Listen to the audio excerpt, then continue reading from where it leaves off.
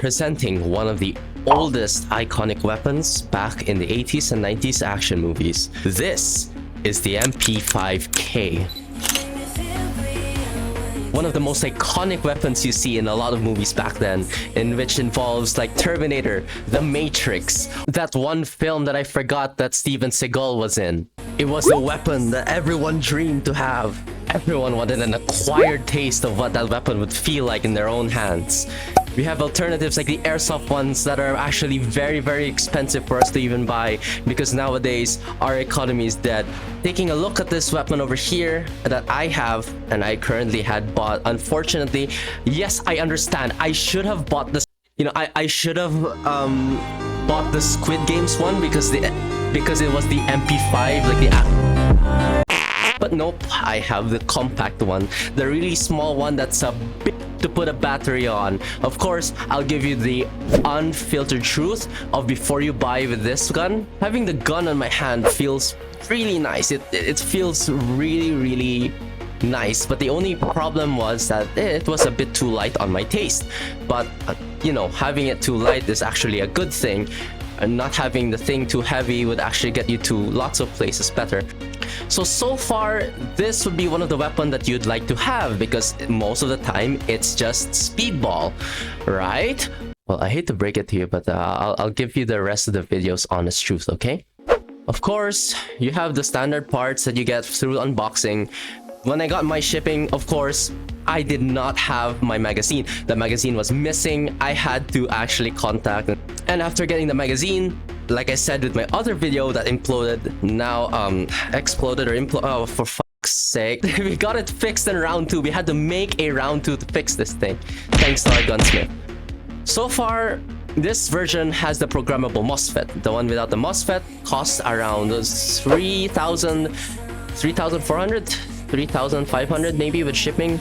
And the ones with MOSFET would cost around 4,200, but with shipping around 4,400 pesos. You know, it's difficult for me to convert right now, so I'll just put it in the screen below. These different modes for the MOSFET are the binary. We have the burst fire. We also have 4-round burst, 5-round burst. I don't understand why you'd need that kind of burst.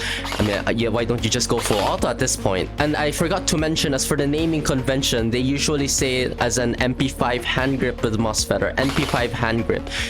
So having it on my hands feels really, really nice. The trades are there.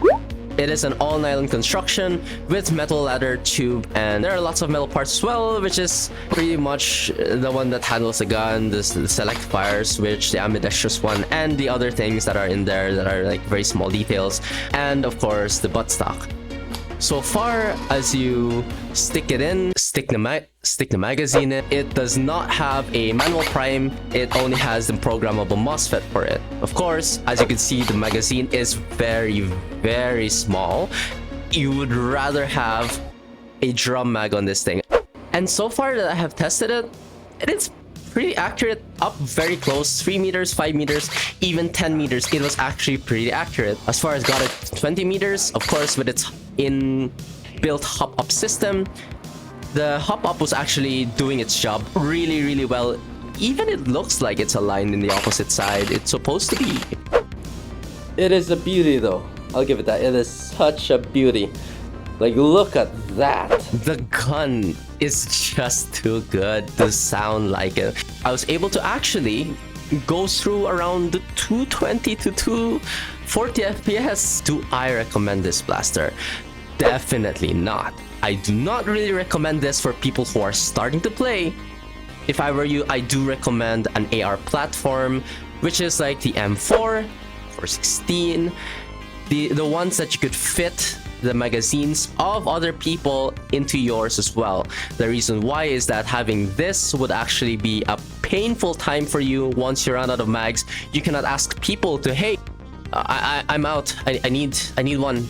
You know, pass it one real quick, and then you just get one. And then you actually up to play with the game again. For now, this is a decent one so far in terms of performance. For gameplay and practicality, I do not recommend. But in the same time, if you're just there to collect or you have money to spare, why not?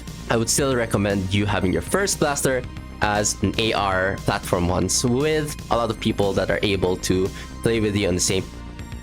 You only need a spring upgrade for this one. Honestly, even with a low FPS, you're still able to fight.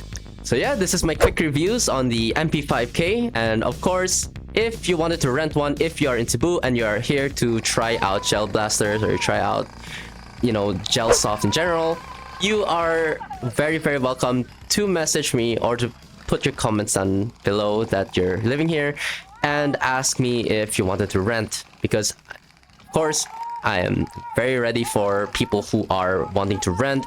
You're gonna bear with me, right? Because I don't have the drum mags yet. I don't. And I'll see you all in the next video. Or I'll be seeing you all in the field. I'll have videos and pictures in the next time that I have it.